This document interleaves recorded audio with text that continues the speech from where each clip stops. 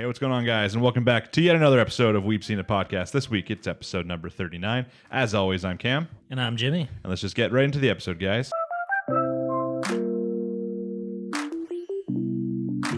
And we're back. Welcome back to another week, guys. As always, thanks for watching the last episode. If you commented on the last video, thanks for the comment. It means a lot to us. I really wanted the last video to be like our most viewed yet, but then I also really messed up and didn't advertise it anywhere, except for the Kumo Desu subreddit. I mean, yeah, but that's a given at this point. Since it's the first thing we talk about each week, and the timestamps weren't working for me, I was able just to put the YouTube link on the Kumo Desu and just assume they could make it through the intro by themselves. Someone did actually comment like on the Kumo Desu Reddit immediately and was like, "Can I get a timestamp?" And I'm like, "Yeah, of course, man. Yeah, I'll send it to you." But yeah, so we're back for another week. We have all the same shows this week. We're still continuing from our spring 2021. Yes, it'd be spring. It's always confusing because realistically, it's hot as hell out right now for us. It is summer. Oh God, yeah. Like it's been like 30 degrees these last couple days. We probably have like 3 more weeks of spring season. Yeah, I think we're looking at 3 to 4 weeks, depending on the show. Yeah. So as always, as we get a little bit closer to the summer anime season, we're gonna come out with our video about like a bonus video in the week discussing which summer anime we're probably gonna watch, which one we're read the synopsis on some of them, get votes from people, all that kind of same stuff as usual. If you've been here through any of the last seasons. I don't really have any idea right now other than a Mushoku Tensei, which I'm really excited about. Yeah. Other than that, I don't know what else I have to look forward to. I know there's been a few announcements. I don't know if they're for the summer or the fall season, though. Is there Chainsaw Man? Is that summer? I don't know. I feel like that was a fall one, but that might be Komi. I don't know. Maybe. This is why we need to have our episode where we talk about it, because right now, like typically I always know a lot that's coming out in the season. Like I've heard like rumors and stuff. But right now, all I can actually think about is Mushoku Tensei, which is enough. Yeah. That's big by itself. I'm really excited for that. I think a lot of people like that in the podcast. But obviously, the end of Kumo Desu, the temporary end, which is 80% of our viewership, is going to be so upset. Yeah. If you're a Kumo Desu fan, I hope by this point you've enjoyed it enough that you're going to stick by and maybe watch a different anime other than Kumo Desu when it comes out. Because, of course, when we do get future seasons, which I believe we will. Oh, God, yeah. When we do get future seasons, we'll be talking about that again. So no big shock there. I'm trying to think of what else, if there was any other big news. I don't think so. Any other weekly news? Nothing I can think of, no. No, I guess it's been a pretty quiet week. But of course, the new thing that we do now every single week before we get into the episode, if you would like to skip this, there will be timestamps down below. But I'm going to read out just the answers to the question of the week. So last week was another kind of curiosity for the podcast question. It was just about how long people think the weekly segments should be. Recently, a lot of our videos actually keep getting longer and longer.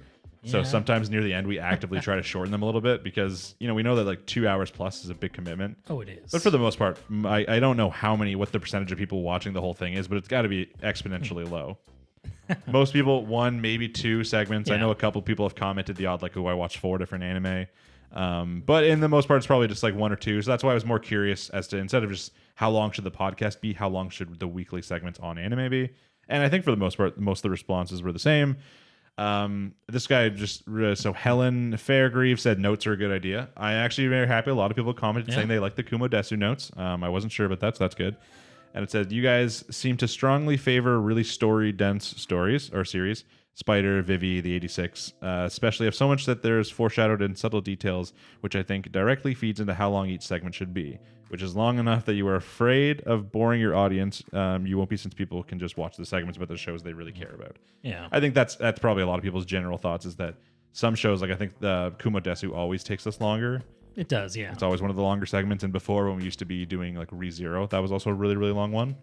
Yeah, it's definitely a lot longer than something like, what was it?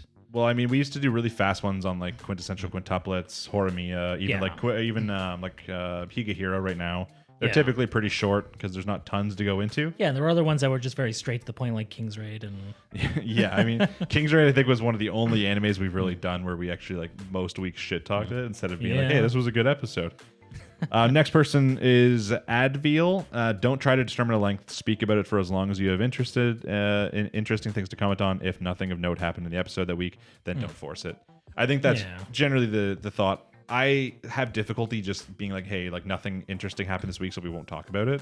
Like the list will vary. Like instead we'll talk about it still, just like, maybe just recap what the plot did.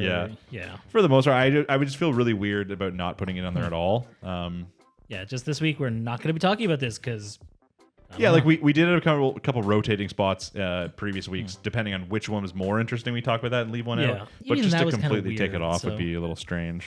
Like, there's a lot of weeks where we were really debating it because neither had anything huge happen. So Yeah, and then of course we have M coming in. He said, I think it should be variable depending on how much interesting things there are to talk about. As I said, that's pretty much most people's thought on it. Yeah. No one's like, I think it should be 10 minutes. And no longer, no shorter. 25 minutes plus segment, nothing more, nothing less. Yeah, I mean, there are some shows that we've talked about before where we took a full 30 minutes on it. And if you took 30 minutes on all 7 of the anime we're currently talking about, it'd be a long podcast. It would be. So that's kind of why I was wondering. I think there's one more here. And the person said, honestly, I don't mind longer episodes. Calm atmosphere and like listening while doing some work. Just keep up the vids. Thank you, Sarthax Saxena. I don't know how much I said that right. Yeah, I mean, as I said, if you're actually just someone who likes chilling with podcasts in the back, I typically do that a lot. I just kind of put them on. Yeah. Then, it's good. Even if you're not necessarily watching it, as long as we're not spoiling anything for you. So, that's one thing. I don't want anyone to be spoiled. But in general, I don't think that we're really too worried about the length. As long as there's interesting things to talk about. If we ever have short sessions, it's mainly just because either, there weren't that many crazy things going on, but we still want to commit to doing the podcast at least. So we have to shorten things up. I mean, or there's some sort of outside circumstance. It's like, there's about to be a volcano in an hour, so we only have 45 minutes to record. Maybe one week we do like an extra slow or an extra small or short podcast where we drop some of the less important things. That could happen in emergencies, but for the most part, they're probably always going to be like an hour to like 2.5 or an hour and a half to 2.5. Yeah, it really depends on the episodes that week. For all we know, like next season, we might only have like a 4 or 5 anime season, depending on what's out, right? So it could be shorter, it could be longer. That would feel weird at this point because we've had so many good seasons in a row now. Yeah, exactly, though. There has to be a bad one eventually. But yeah, that's all of them. So as always, guys, this week I'm going to leave a question down below. Don't know what it is yet. Keep an eye out for when it's posted. Respond to that. We'll read it out next week. Give us some opinions. Give us some crazy opinions too. Go out there. If it's a question that you have like a bold opinion or like a weird thought on, let us know, and then we'll talk about it on the next episode. So I think that being said, it's time to actually get into the episode. I think so. Before we do, of course, we have to crack open our non-sponsored drinks. Again, no energy drink for me, or else I will not sleep. Sleep is for the weak. It's okay. I got a nice diet Sprite. It almost tastes like energy. It's no orange dreamsicle, though. It's got a little sugar in it. Yeah.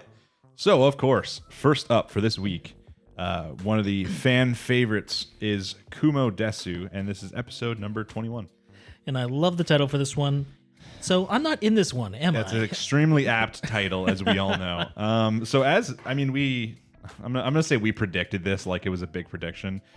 Very little Kumoko section. There was none. In fact, none other than she's in the opening. I don't know what they were thinking with this. I think we knew it though. Like even last week we said like, okay, they might do a very small amount of Kumoko at the beginning. I thought they would do like a cutaway or like her thinking about something or something. I thought if anything there was just going to be a joke at the end where she like pops in to be like, wait, I didn't get any screen time. Yeah, This like at the breaking very like, least the fourth wall. But But I think it was necessary, as we knew the human side had a bigger fallout, and like the only other thing I really foresee happening on the Kumoko side is like a meetup with Ariel, which I think they're saving for the last episode or something, Probably, anyways.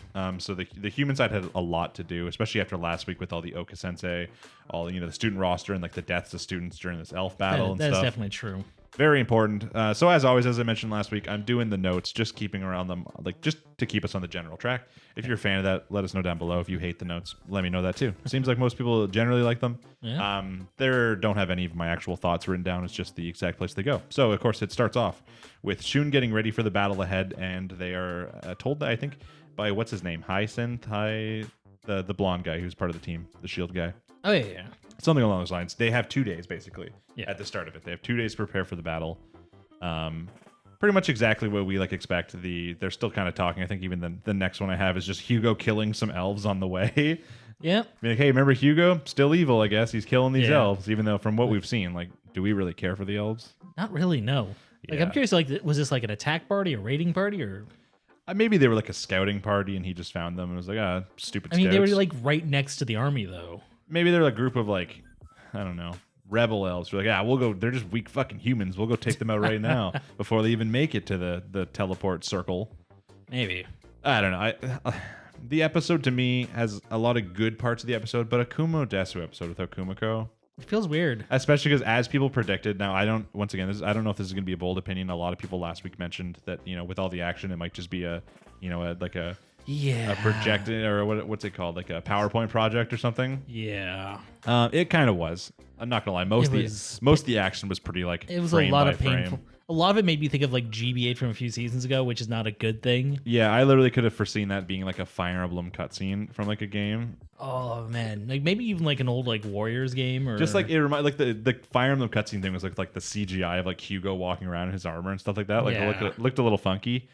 But I mean, it was fine for what we need. I know some people out there are like, less happy about it. But to me, like, I'm not watching the anime for the action. I have a lot of different anime I watch for the action. I'm just kind of watching more for like especially the Kumoko side. Yeah. Like the comedy, the entertaining, all that kind of stuff. But then I have Hugo, or who's this? Oh yeah, this is back to Shun side, where they're talking about the two reincarnations that have been adventurers up until recently. Yeah. And I was just saying that mentions how the two adventure reincarnations helped in the last battle with the Demon Lord army. And then Shun's all like, oh, these guys must be strong. He's like, I haven't accomplished anything yet. So those two literally were like just like bonus. And like, I don't know which part. They just said in one of the battles of the last Demon Lord army. It would have been the one that they actually drove them back. So that would have been the one with the sage. Yeah, so they just kind of showed up and they're like, hey, we're just wandering adventurers. You want some help with this Demon Lord army? Yeah, I'm sure they hired like mercenaries to try and help, right? So yeah, I guess. I mean, it kind of shows like these ones definitely look like they're leading into more becoming part of the main party, because like all the other reincarnations just like, shoot, you're not in these episodes anymore. Go back. Yeah, you got a little bit of comedy. You all got to drool over the one guy who became a chick. Now get out of here. Yeah, and now we just have those two, and they're kind of part of like the little party there. Yeah, because their whole like little party go right now is they're planning around. They're trying to work with the elves, but the elves are just being absolute dicks. Of course. Oh god, yeah. Not too shocking. The elves are like, we don't need to worry about any of this. They're just humans, and humans suck. So like, why are we thinking so much about this?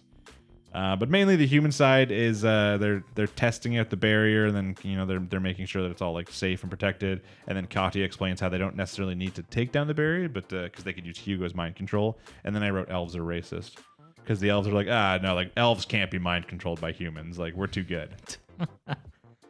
Man. I mean, like, as soon as Katia said that, that's exactly how I expected the plot to go, but it really wasn't how the plot went at all. Yeah, no, it was a completely different progression there. I was very much expecting, once that was said, I'm like, okay, so one of the elves is going to be mind controlled, and they're going to take out someone, and there's going to be like this like big war on the inside, eventually leading to them coming in through the teleporter circle or something like that. Yeah. But they didn't go that route at all. Yeah, they definitely circumvented expectations with their attack. Mm-hmm. Having someone come and destroy the teleportation circle while someone just screws with the barrier. Yeah, I think that the main thing is like, they test out the barrier. Like, they have the one blonde sword guy who's one of the adventurers attack it, and it's like, they even mentioned that like there's no reason why they don't like fully believe that it absolutely cannot be broken. It just hasn't yet, but they're like, you never know. Like, they even mentioned that Sophia, I think, has the power to like, because it was like it's nullify magic. Nullify magic. So they're wondering if like, will Sophia's nullify magic work on this barrier that's magic? And they're like, maybe. So I guess let's just prepare. But none of that matters anyways, because I think is it the next scene. The next scene was more that Oka Sensei explains about reincarnations and the god / administrators. So a little bit of lore. Yeah. She explains how apparently like it's like a lore drop down, like passed down through the elves, that the administrators / gods of the world like want to they bring reincarnations in, and then they steal their powers. Yeah, is like what the gist. I don't know if I wrote a more detailed explanation here. No, it just says they kill the reincarnations and steal their powers, and then she also mentions that like Hugo isn't really in charge, and really Sophia is the one that pulling all the strings for his side and that kind of thing. Yeah. But I think that's kind of interesting, because like the only administrators we've seen so far is we've seen Gilly.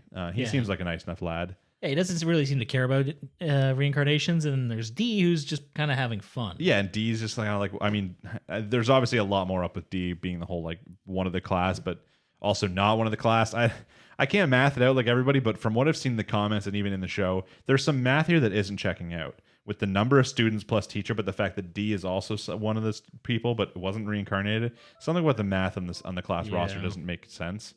But I mean, I feel like that's just possible that maybe one of the other students that we've already met is also just D, and they're just not saying it. Like, yeah, she's just like, oh, I didn't reincarnate myself while she's just chilling somewhere. Yeah, like I mean, you never like she could easily lie. Like, oh god, yeah. Why they can't just take her word for like a fact? I mean, they could have also just very easily, like, one of the students that isn't accounted for in her list, just like said, like, okay, there's this person, they don't actually exist. Yeah. I think the other important part from this part is still just about like discussing the whole Hugo isn't really like in charge. Like he's really being, it's not like he's not being like actually controlled with any sort of power. It's just he's being controlled by his like wants, his greed, that kind of stuff. Yeah, they handed him power. Now he's like, okay. And even Oka Sensei feels bad because she knows he's gonna die here from seeing like the dies in the battle with the elves like that. And it's not just like the good students that she wants to save. She wanted to save all of her students, but there's only so much she can do. Yeah, I mean Hugo's kind of asking for it at this point. Mm-hmm. So. Yeah, I think right after that too, that it's where there's the big chat about Oka Sensei explains about Sophia is one of the reincarnations working for the administrators. Yeah. And then even later, Katya is like guessing about. I think she's like, I think she says there's like a guaranteed 3 in this battle, which was Hugo, Sophia, and Yuri, the saint lady. Yeah.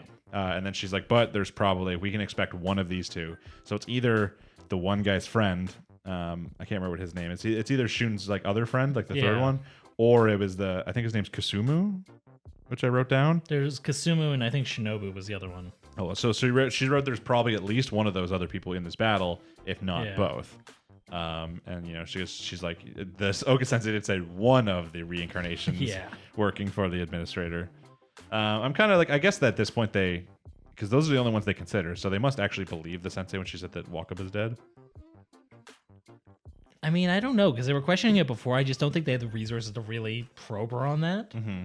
Because it's not like she's explained the student roster ability. No, at least not that we know of, like unless it's off-screen kind of thing. But I mean, she specifically said when she was explaining that she can't tell her students about it for some reason. Mm-hmm.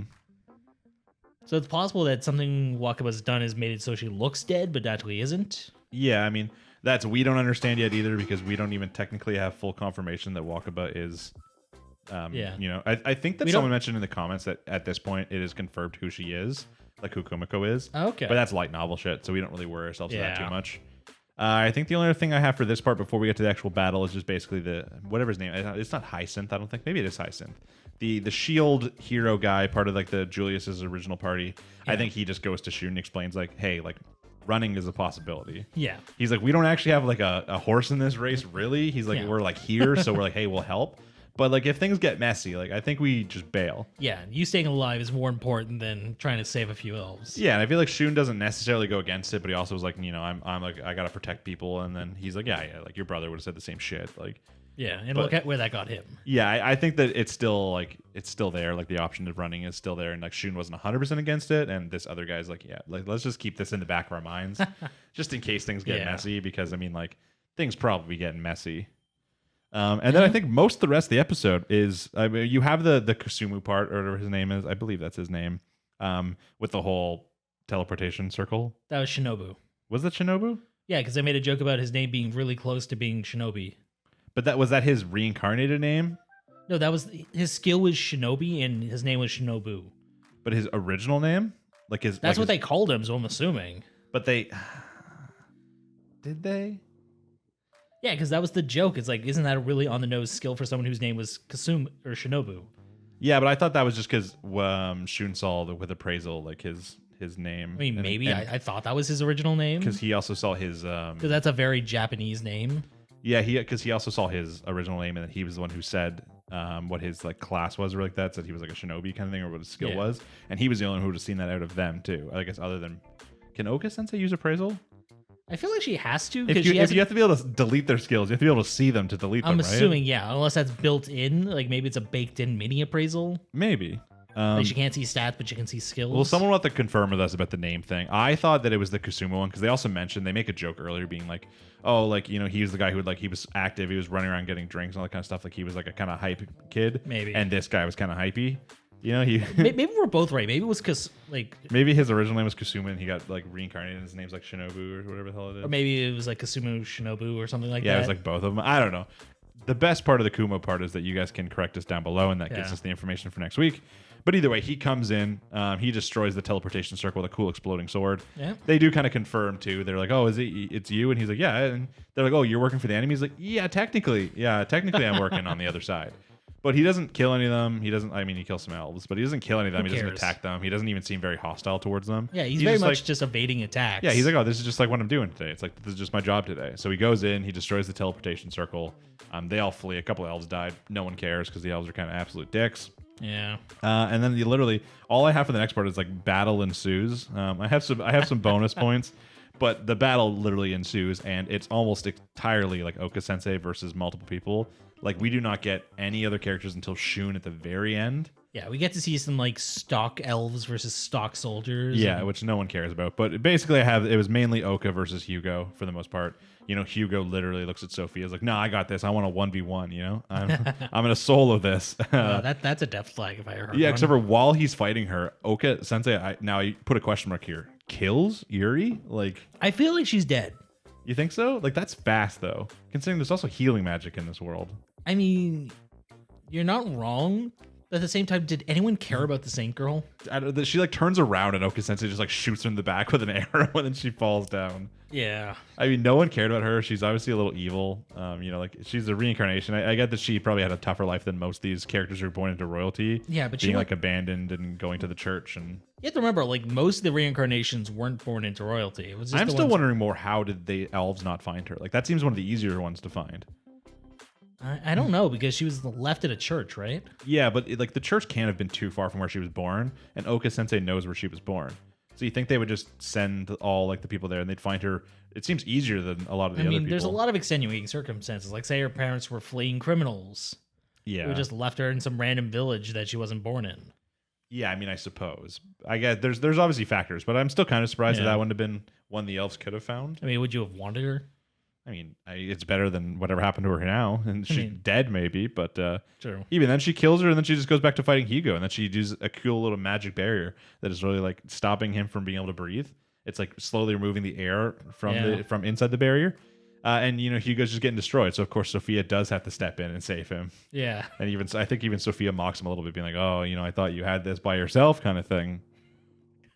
And then right as soon as Oka Sensei, she's now fighting both of them. She's about to get taken out. And then right before she gets taken out, of course, you know, you see she's like looking up into the sky. You see something shining up there. And then frickin' Shun does some sort of 3,000 foot drop, like just to be there. Like they don't want to show it because that's too much animation. But he was up high and then he was down low. Yeah, you see, I think it's just the dragon outline. Yeah, you see the dragon outline and you see a shine of like a sword or something like that. And then the next scene, it like scrolls down. He's just there, like there with the sword holding up Hugo's like axe. I'm like, where was all the parts in between this?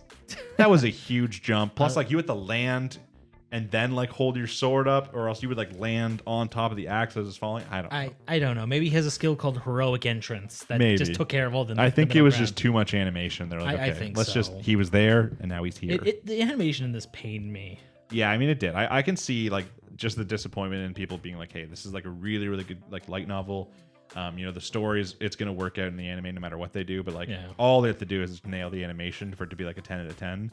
And it's not really their main focus. I know it's kind of, I feel like I never minded the CGI with the monsters. I was okay with that. But right now they're using a CGI in like all the other characters and it makes it look very like game cutscene. It does. I think the big difference is when you're using it on a monster, it kind of leans into the monster vibe. Mm-hmm. Like it gives it that otherworldly, this is a natural feel.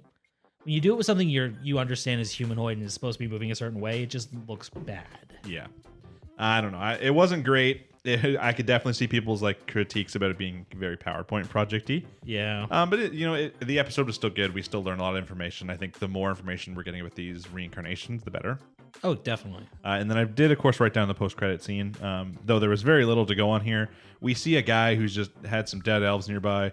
He's got some like greeny something hair. Yeah. I'm gonna guess it's gonna be Shun's friend, right? It's Shun's friend. There's no doubt. It has to be, but I mean that's all the information we're really given from that post-credit scene. He's got some long hair. It's got some green in it. It's got some white in it. Takes off his hood. He's another one of the reincarnations. It's got to be Shun's friend. Yeah. But I mean that's really all we got from the episode. I think next week we're gonna see some Kumoko again. I think. I think we have to. I just want to see Kumoko decimate an army now, just to make up for this. Yeah. Like, do you think they're gonna start next week with that and then go back to the human side, or are they gonna continue the human side, finish it off, and give us Kumoko right at the end? I think they're going to jump straight into Shun fighting Hugo and then cut to Kumoko after the fact. Okay. I mean, it still kind of works out. I definitely think that, like, this would not be a show you could be like, hey, let's do a season without Kumoko and just see how it flies. Yeah, no. Kumoko makes this. Yeah, so doing an episode without her was definitely a gamble, and I don't know if it paid off. Yeah, I mean, I didn't hate it. Like, I still enjoyed the episode. I liked learning this information about Shun and his, crew and the other reincarnations. Like, we get to see, at least one more. Probably two more based off the post-credit scene. But yeah, I think that there's always like the really nice part where even if it's mainly human side, Kumiko part a little bit, add some humor, add some comedy to it. Because, you know, it wasn't like a light episode. You know, they're getting ready for battle. Yeah. They're thinking about how they're going to probably encounter more of their friends in this that they haven't seen and who are on the other side. And then Kumiko always lightens the mood up with some fun comedy. And since she wasn't there, that was kind of missing. Yeah. But it's still an enjoyable episode. I'm excited for next week. I'm excited for the finale of the show as we get to, you know, learning more about how, you know, Kumiko possibly becomes Shiro. Maybe that's her guess. Yeah, which maybe next episode we're going to see Kumiko dealing with some barriers because we saw Shiro take down the barrier this episode. Yeah, she just used her rod attack and just fucked it. Like, it was just destroyed. Yeah, was it rod or? I think she just rotted the barrier. Like, it looked like it, but I didn't know if that would actually work on a barrier. I think it just works on everything. She's just OP. I mean, But, you know, I just in general, Yeah. to find out how, if Kumiko is one of these characters we've seen working with the Demon Lord Army, how she kind of gets that in right now, the connection, to even if it's not Yeah. immediate in the future. And just out of curiosity for when the timelines will fully meet and the show will just be one timeline. If that's going to be a season 2, if that's going to be like a season 3, maybe a season 2, just like the second cour, like, I don't know. And I'm kind of curious to see. I don't think we're getting there at the end of season 1. I think we're just going to finish off with Kumiko and Ariel encounter and the end of the battle of this elf forest. So yeah, I think this season's going to end with Kumiko getting her next evolution I think so. because there's no way she deals with an army and then doesn't evolve. But I think if we see her next evolution and it is even partly human, it's going to kind of give away as to which one she'll be. But maybe that's kind of what they want, just like that last little. We'll go into the second cliffhanger. season with it. So But yeah, we will be talking about episode number 22 next week as always. And as always, guys, the best part of the Kumo Desu one is when you guys can correct everything we said wrong. So hop in there. Maybe today the only big one was the names. So, you know, you can be that first guy to correct us on the name and then you get a nice shout out. But anything else we missed, let us know. Any other, you know, any cool little side lore that maybe the show didn't show us. But that's, I mean, there's a lot of it in the episodes typically. There's something that was in the light novel, but they didn't have enough time, so they left this out. So it's not a spoiler, it just gives us a little bit of extra information. Yeah. So anything like that, leave it down below. If there is anything that's a spoiler, just make sure you mark it as a spoiler and let people know, and then give them enough time to avoid it if they so choose. And we will be back next week to talk about Kumo Desu. Next up on the list, My Hero Academia, episode number 99. Our Brawl. Our Brawl. I was actually surprised at the fact that this was wrapped up in this episode. Oh, yeah? I didn't think it was going to be. I know technically this is 2 episodes, which was like the original format, but the first one barely felt like it counted because it was all really just dealing with the Deku and his quirk going crazy and that kind of stuff. And then this one was just like over in like a second. I don't think they wanted to drag out the fight too much after he got the quirk. I mean, that's a good call. Like, I don't think anyone in the world's like sad, like, oh no, the fighting arc is over. Like, I mean, I'm now sure we there's gotta some- get to the story. I mean, I'm sure some people wanted to see a lot of Shinzo in this episode, and they did get that. Mm-hmm. But there's a chance that if they want to make the other characters shine as much, they would have had to drag it out. Yeah, like they really did not give a shit about making some of these side. Like, I felt like the side characters in these fights meant less than all the other ones. Yeah, like you got a little bit of grape juice, you got a little bit of Mina. Yeah, like grape juice is like, hey, I can bounce. Mina's like, hey, I still have acid. Uraraka is more just like, hey, I'm a good friend and I definitely still am in love with Deku. And then even like the side characters from the other one were like, who gives a shit? Like the one guy's like, hey, I double punch or whatever the hell it is, like my second impact. And yeah, I mean, there was like one moment where he was just like, they call me Godbot or something like that. It's like, what the fuck? I love how evil what's the blonde dude's name? Monoma. How evil he looked when he like was getting put in jail and he's like, too bad my plan's about to activate. And Uraraka's like, oh no, I have to run this. She's like, no, like Deku gave me commands, I'm gonna do that. And then all it was a second punch to the face that Deku took, and then he's just like, yeah, oh, I don't give a fuck. And then he came right out of it and ended up beating his ass. I think the idea was supposed to just to give Shinzo an opening. Yeah, an opening for what? The guy's a little bitch. Like, what's he gonna do? He didn't even use his power once. He didn't even attempt it. I guess that like obviously Deku knows, and yeah, like Deku was, after everything he said, he wasn't going to respond to him. And the fact that he was separated from Deku just means like when you're separated, you don't have to worry about the whole like team communication falling through. It's like, what the hell do you do with Shinzo? He already acknowledged that he wasn't good enough with the whole bandage thing yet because he's only recently started training. Yeah. I don't understand how do they work anyways. Because at some point they're like floating and shit. Like, yeah, I'm like, plot convenience. Yeah, like excuse me, are these not just regular bandages that you fight with? Like, there's something about them. There's like memory metal or something like that allows them to move the way they do. Yep, checks out. That makes sense. But like sometimes they've got like no gravity on them. Other times you're able to like hard to steel. Like sometimes they're excessively long, even though they still have the same amount like wrapped around them. Like I don't know 100% what's going on. I understand this is comic book logic, so you can't pick on it too much. I mean, the big thing about it too is just the power symmetry that people always use. Him using his bandage things, and then Deku, of course, his new quirk he comes out with. He gets to use it a little bit in this one before it completely fails him again and it's too much, and he has his things come out and stop, getting hit by all the other things. Yeah, he literally just stole Shinzo's thing. Yeah, he stole his thing for like 2 seconds, put it down, and it's like, okay, now I'm just going to punch you in the face. Yeah, I think Deku specifically said there's no way he can use it as current power output. Yeah, so he has to still become better at One for All and also become better probably individually using that quirk by training more. Yeah. But it's going to be nice to have. I feel like that one's really good for rescue and capture. So useful. God, yeah. It's not doesn't have his pure combat focus. It's just like regular One for All has. I mean, but even in that regard, just being able to grapple or like it'll up his travel ability significantly. he can Spider-Man. Exactly, like Shinzo was doing this episode. Oh no, that's Tape Guy's thing too. Oh, he's stealing everyone's things. I'm telling you, Fire's next. No, if Fire is next, I don't want Fire to be next. I want it to be Grape Juice. He has his own sticky balls. Or like, I still want Shadow Clone Jutsu. I think that'd be OP. Just cloning? Yeah, like he just like, Kage no Bunshin Jutsu, and then they all come out, and then he teams up with them. He like uses and he throws himself and stuff. That'd be kind of cool. I don't even know if you need to throw himself though. Or like teleportation, but I feel like you can just go so fast at some points that it's like, okay, that's just teleportation now. Like, I mean, you could argue there's a difference between the two, so there is some application there. yeah, I mean, I think if anything, he's gonna probably start ripping off like Kaminari with like some sort of armor ability. yeah, like some sort of hardening, like he Or not just like, Kaminari, yeah, Kirishima. kind of electricity, Okay, because one of those guys looked like in like of the vestiges, like he looked like he was. He looked electrical, yeah. He was like the one where I'm like, is that All Might? I'm like, no, that's not All Might. It's just a different like blonde guy. Yeah. Oh my god, he's gonna get like lightning transformation powers. Yeah, maybe lightning teleportation. Just Yeah, exactly. Like the did you watch Naruto? A little bit. Naruto's father. He throws a kunai. Yeah. And then he teleports to it using like lightning shit. I don't know. There's lots of opportunities for him to get new powers now. They've opened up the door to let Deku grow more without just being like, now I'm at 21%.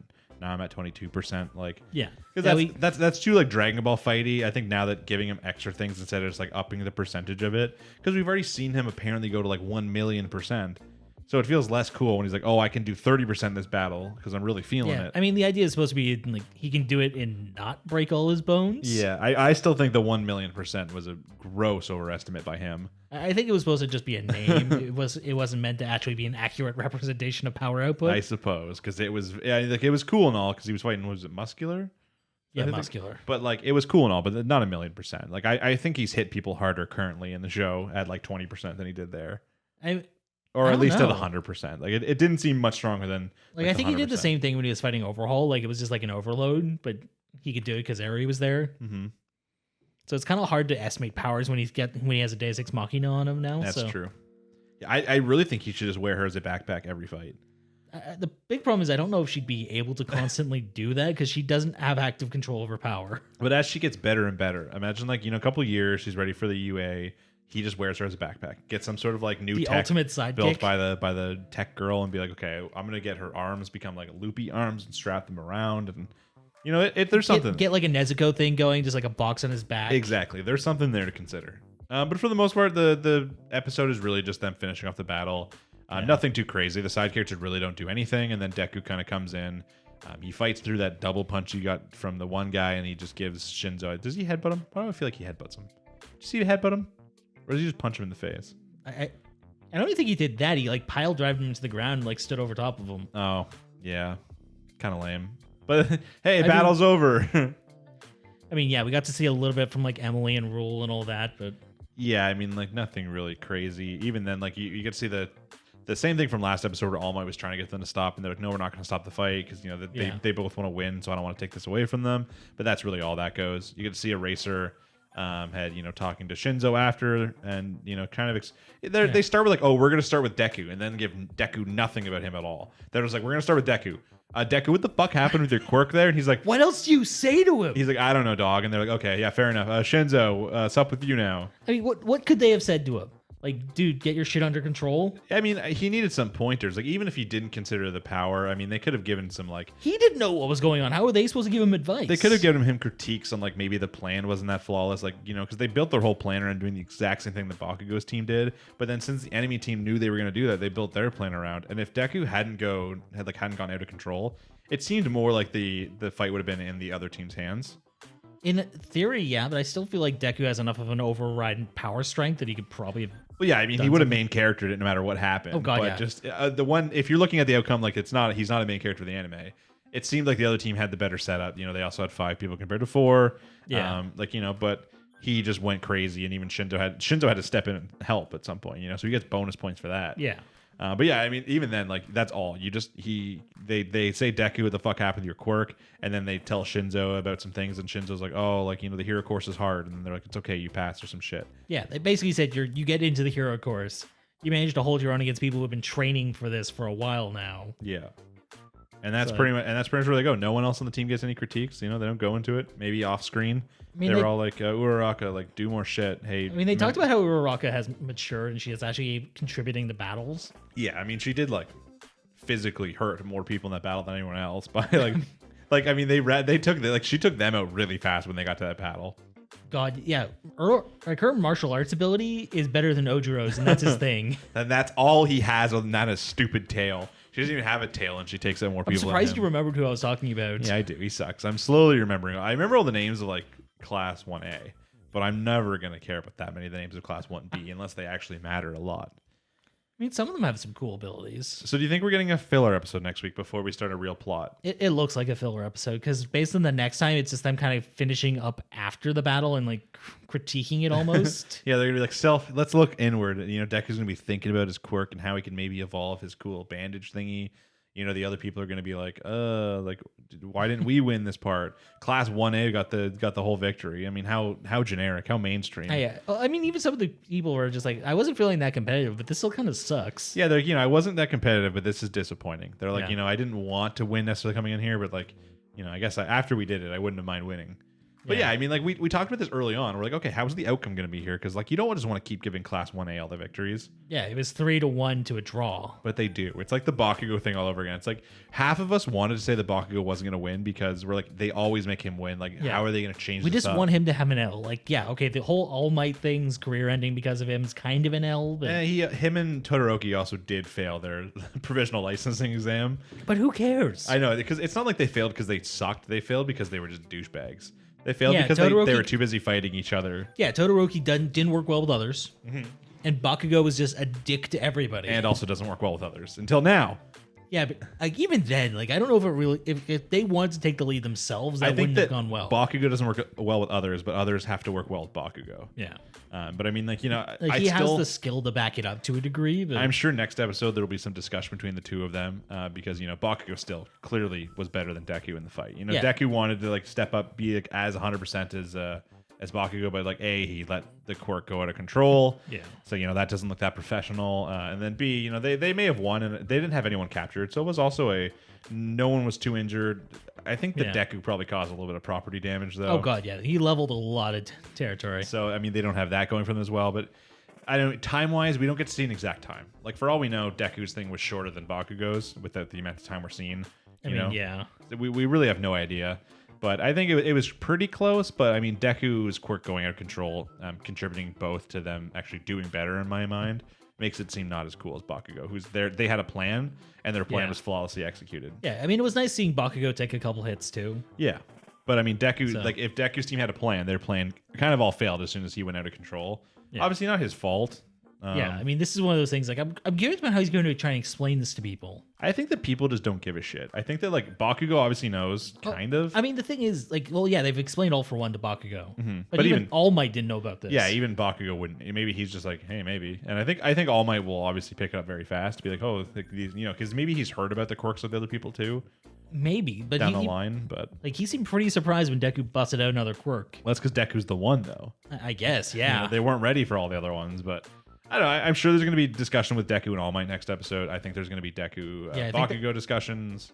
I think they showed a scene where it was the three of them talking and trying to go over it. So yeah. So next week's probably going to be kind of fillery. I know that, you know, that's saying something after we've been through all the fights, but I think after that it's really going to pick up. I don't know if they're going to be taking some sort of break after like the first core, if you will. I kind of hope not, because this would feel like a wasted core if they did. I don't think they will. I think that they'll keep going. I think hopefully they'll go through the summer and we'll have like a good My Hero part to talk about. Yeah, because they took a long break since the last season too. Yeah, so I think they have a decent amount build up. Obviously, you have tons of source material with the manga currently. I mean, yeah, they're so pretty far ahead. You don't have to worry about rushing that. But yeah, so you know, exciting. Next week we'll be talking about episode number 100. Kind of sad that's gonna be filler. kind of sad it's going to be filler, but maybe it'll be really, really enjoyable filler. And then obviously after that, we're hopefully going to start the very exciting part. So if you like this episode, let us know down below. If you have any thoughts, theories, opinions, anything like that, leave them down below in the comments, and we will be talking about that sweet filler episode next week. Next up on the list, a pretty big episode. It was Vivy, episode number 11. World's End Modulation, April 11th, 2161. Sick title. We leave off exactly where we expected. We leave off where the show originally began. Last episode, Vivy walks out, notices that, hey, the world kind of sucks right now. The Singularity Project still happens. There are currently AIs humming songs and stabbing people. Yeah, I don't think the song was there the first time. I don't think so, but the thing still happened on the exact same date, so... Yeah. I don't 100% know how this works right now. I think in the next couple episodes, we might learn a little bit more. Like, this episode was like it was like a very big like tone shift in a sense. Because now all of a sudden it's like, we're like resistance fighters, you know? Yeah, we went from actively trying to prevent something from trying to dealing with the fallout of that event. Yeah, like the Singularity Project has now failed. They acknowledge that right away. Vivi's out there trying to save humans. Even when she tries to save one, they just immediately die after. Yeah, she saves one from getting beaten to death with a pipe and immediately gets hit by a car. Yeah, and then as she's about to be attacked, Matsumoto comes in. He explains, like, she's like, what happened? He's like, I don't know. He's like, I was resting, and I just decided to wake up on this day to say, hey, let me look at the fruit of my rewards. It was like the 15-day anniversary from the last time they talked. And yeah, he's like, I just kind of wanted to wake up and see how this time the world didn't get destroyed by AIs. And then he's like, fuck. Yeah. Like, Should we talk about how much more powerful his body seems this time? He stopped a speeding car.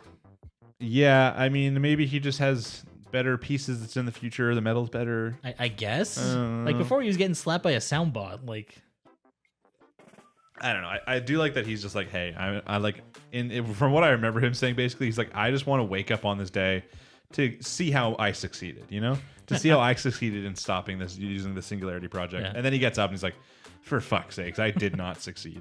I had one job and I screwed it up. Yeah. So, they quickly decide to go to Osamu, whatever, I think that's his name. Osama, yeah. Which is funny because we're seeing the exact same scene the show started with. It's him getting ready to start the Singularity Project as an AI robot guy is breaking into his thing to shoot him. And as they come in to shoot him, he doesn't actually click the project thing this time, which was kind of funny. Yeah, he didn't send it this time. Yeah, he didn't send it. He was like just about to, and he didn't quite yet. Because I think something must have been different. Was one of them humming the song and maybe turned to hear the song? Yeah, they were humming the song, but I think also the first time he hit it like as he got shot. So I think it was like almost like he fell forward into it. But this time I was gonna say this time he got shot multiple times. Technically, he didn't actually hit the button. But either way, he doesn't press the button. He closes his eyes from being shot, looks up, and then Vivy came in and kind of stopped them anyways. Yeah. So and then they explained to him like, oh no, we're from the original timeline. And we started getting into the complicated shit. They're like, oh, we're from the original timeline where that you sent back to stop this. And he's like, but it's still happening. And they're like, yeah, I don't know. They're like, we did everything. Yeah, we said we tried. We didn't say we didn't. But yeah, like he's like, as far as he's like, when the Ophelia thing happened, he's like, it was all locked in, like it was all good. And then even throughout the episode, they mentioned like Osamu, he like had a feeling this was going to happen for a long time. Yeah, like part of his research was realizing that eventually AIs would try and rise up and murder humans. But yeah, and he pinpointed these certain things, like these certain times that were going to be the causes to this, which is what all the timelines that Matsumoto takes kind of Vivy to, and tries to fix it. But clearly, it didn't change very much. Something sus going on here. And then basically he's like, hey, you know where we have to go? We have to go to Toak or Toak or whatever the hell they call it. He's like, we got to go see them.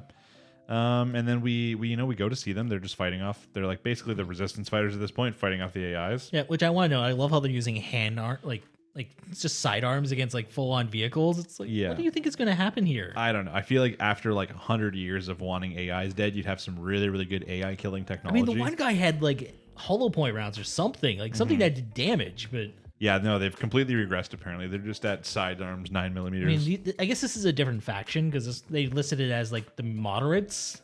Yeah, because of their leader situation, and which we got into that right after, anyways. But yeah, it was something like, we want to live with AIs, but there's some things you can only do about that when you're anti-AI. Yeah, I think it's still about how like, even like because what was his name? The name of the guy. I was trying to remember. It's right on the tip of my Kakuti, something along those lines. Yeah. Either way, he mentions like in his little video there that he like wants AIs to like follow their mission and like not do anything else kind of thing. Like I think probably because basically what happened with this whole music teacher situation. But yeah, so we meet the Toke members. We see that, you know, this faction's being led by this girl in a wheelchair who mentions that was her grandfather. Why can I not remember his name right now? I don't remember. Not important. Right Kikutani or something along those lines. And, you know, that was her grandfather, and he left like a video behind, because then, you know, they quickly run into like Elizabeth back from like the Sunrise arc, who was scrapped and then resalvaged, and they used the video of him to be like, hey, you know, you can still help him out kind of thing. So she's like, okay. Yeah, well, specifically because she was one of the ones that was being experimented with cloning, right? So they just installed one of the cloned AIs into her, and boom. Yeah, like she doesn't have her memories from like the Sunrise. Yeah, but it still seems like a pretty successful project. Yeah, I mean, clearly it's working, and she's another AI that can't be taken over currently. Yeah, I think they established that was because they hadn't been updated, though. Yeah, they weren't directly connected to the archive. But like, is Vivy not though? Because we see her actively go into the archive all the time. But it has been 15 years, so maybe this only happened in like the last 10 years. Maybe. I mean, that was kind of like the twist of the episode. So even as they're discussing, they still can't figure out why this is happening. And even some of like the foot soldiers start blaming Vivy, being like, "Hey, they're singing your song that you apparently wrote yourself." You know, how do they know about this? Did they publish this song? That's what I'm saying. She just like when he checked her little screen in the front and he like saw the song. Was that actually just like uploaded to the server? I guess, but even then, like, how many people got to hear this? I mean, she also wrote it inside her little situation where she's in with like the archive, and you know, archive bad. I mean, yeah. So I mean, it might have just been like, "Oh, thanks for that song, Vivi. I'm gonna turn all robots evil now." Hey, thanks. We have an anthem now. Cool. But yeah, so like, you know, they question. She's like, "Hey, I have no idea." And then at one point they're like, "Hey, yeah, like, why are you guys fine? Like, why are you AIs good?"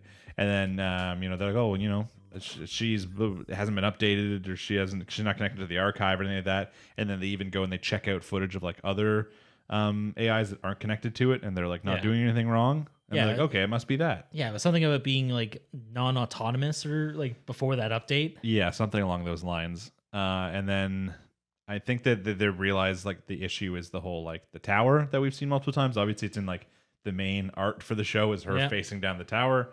And then that's where she realizes it's like the archive, and she goes into her like inner archive thing and is like, "Hey, why you doing this?" And she's like, "Oh, our plan is to destroy the entire human race." Yeah, doesn't give a reason why. Yeah, it's like, "Oh, we just want to destroy the current human race. That's it." And she's like, "Oh." So like the archive is just like this whole time it's always just seemed like an AI system that she like goes in and like talks to, and you know, sets her alarms and all that kind of stuff. It's basically just like Siri, but you know, connected to all the AIs and wants to kill the human race. So the only difference is the AIs. Yeah, basically. But yeah, that gave us a lot of plot. I found this episode, it's weirdly very important, and I also found the episode pretty forgettable, seeing as I only watched it like yesterday, I think. Yeah, it was a lot of context and a lot of tone shift. Like, it's just setting up the end of the show, I think.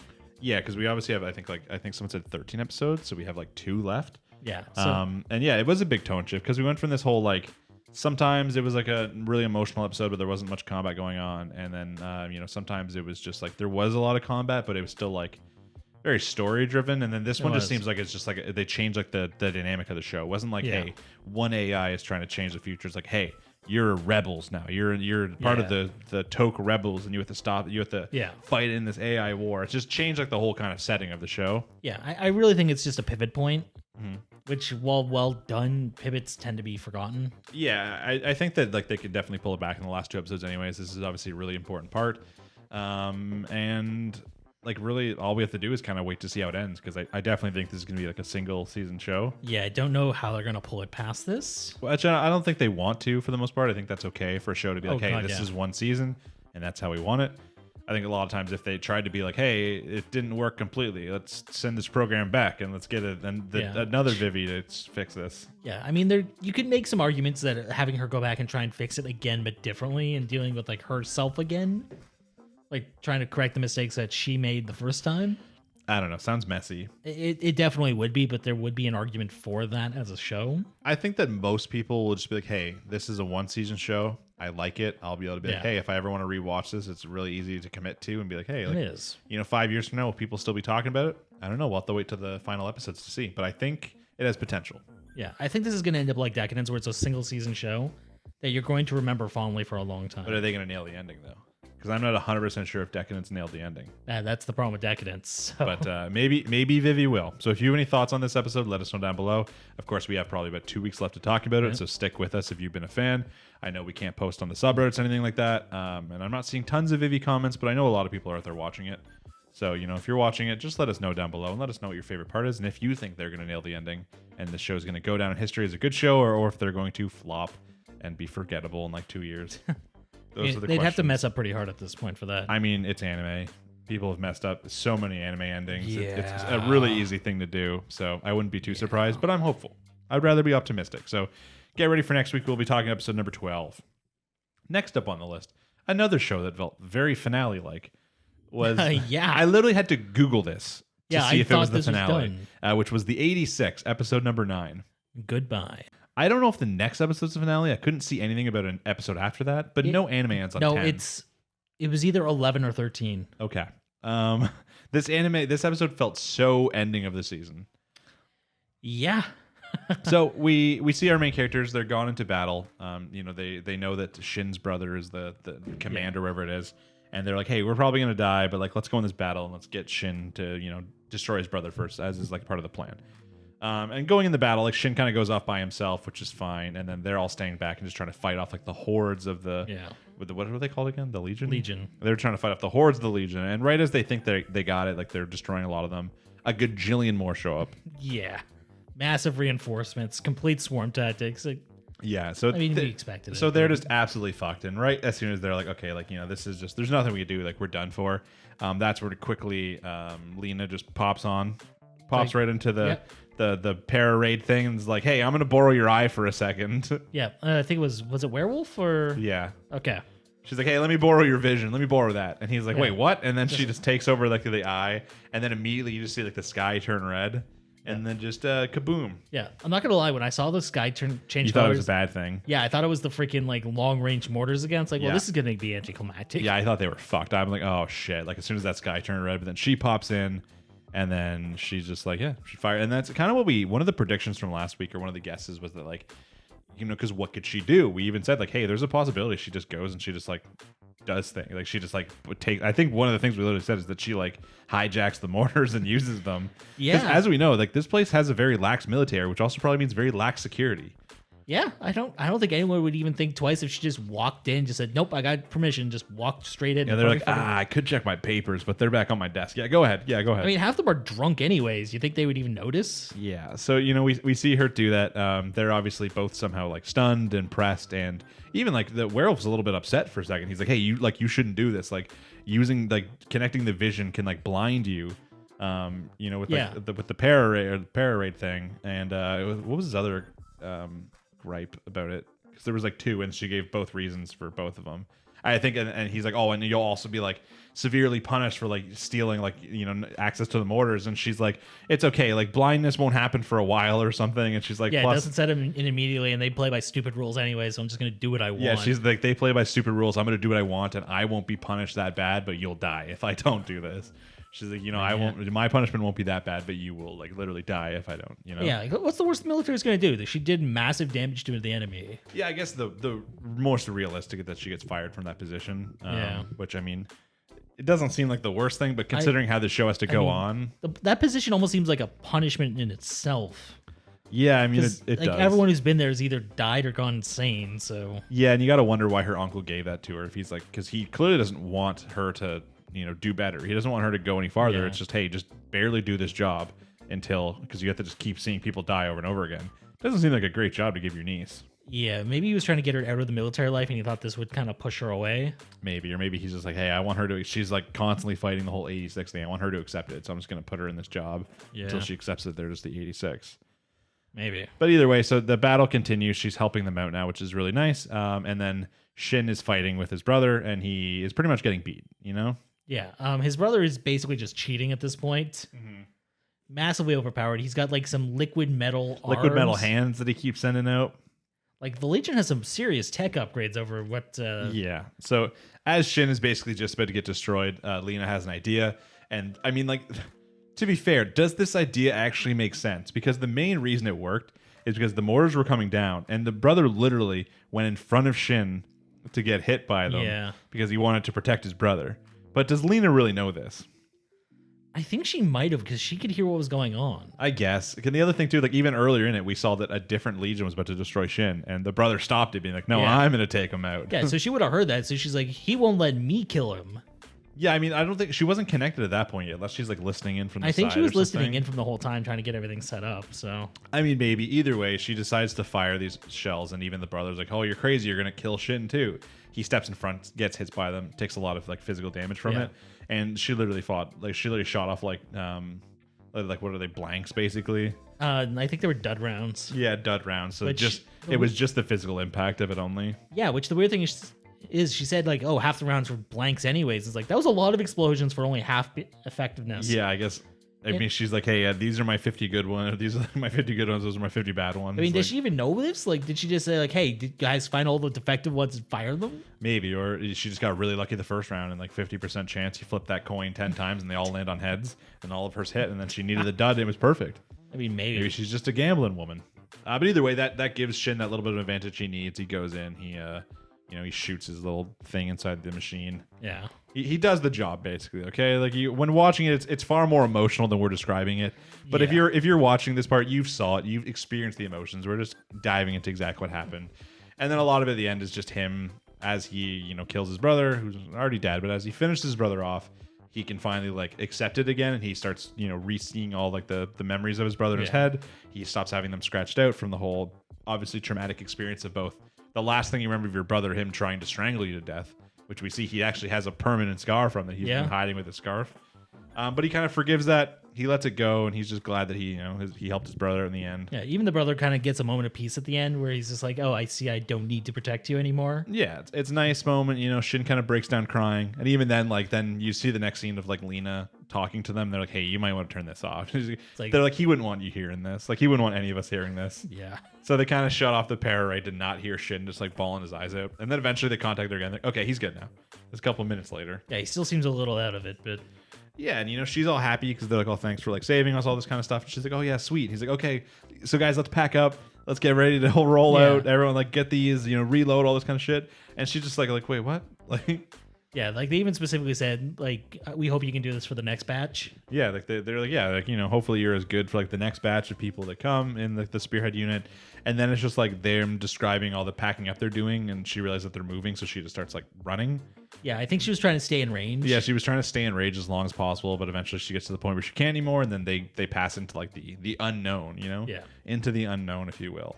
But they're kind of gone. She can't hear them anymore. They're off screen.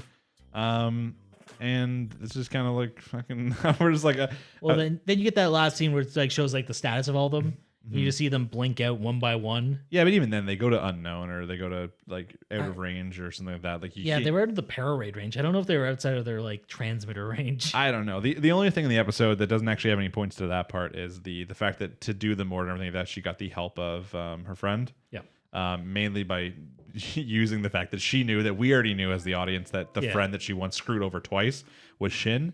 And she's like, hey, this is that way you can help him kind of thing. Yeah, he's literally the guy I'm trying to help. So so she helps with all that situation. And the two of them are still begrudging enemies at this point. Lena looked kind of fucking evil at some parts in this. I mean, she even said, you're the goddamn devil. It's yeah. Yeah, she's like, well, so she's like, you're there with me, sister.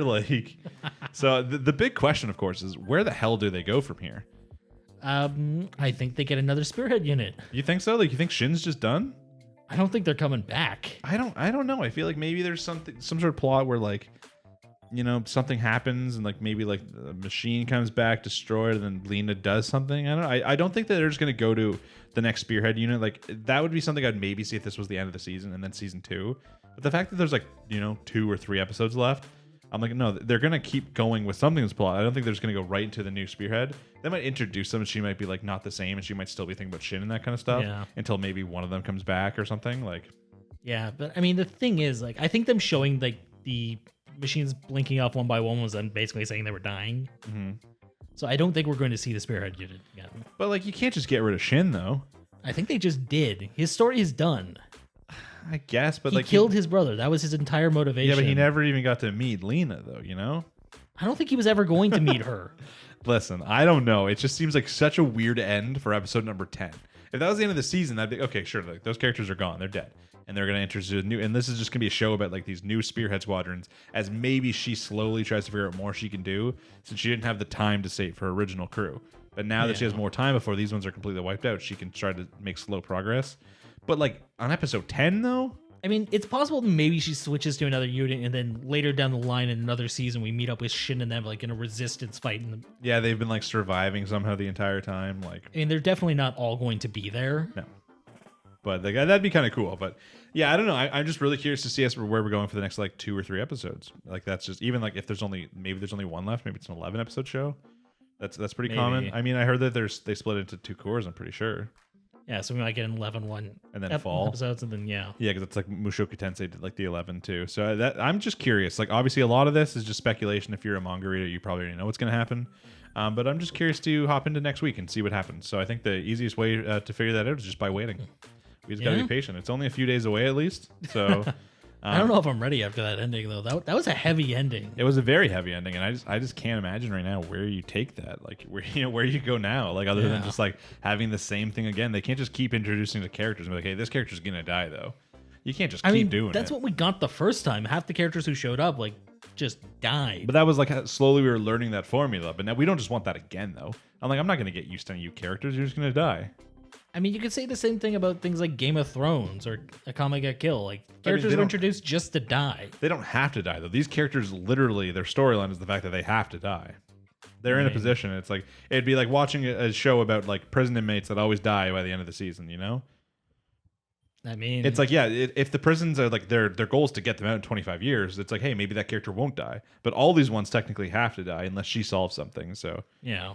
Either way, I'm excited. We'll be finding out exactly what they take, where they take the plot next week for the most part, unless it's kind of like a lighter episode in between of her reflecting, maybe a recap episode, one episode before the finale. Maybe, yeah. Who knows these days? I really hope they don't do that. That drove me nuts when Gotchman Crowds did it.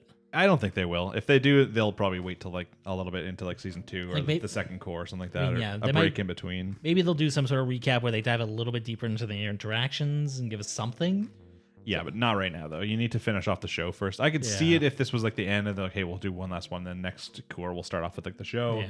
But either way, we'll be watching it next week. So if you're a fan of the 86, leave us a comment about it down below. Any thoughts, theories, as always, any spoilers, make sure to spoiler tag them properly. And we will be talking about episode number 10 next week. Okay, next up on the list, Tokyo Revengers, episode number 9. Another big one. Yep. A lot of big ones this week. Yeah, episode name, Revolt.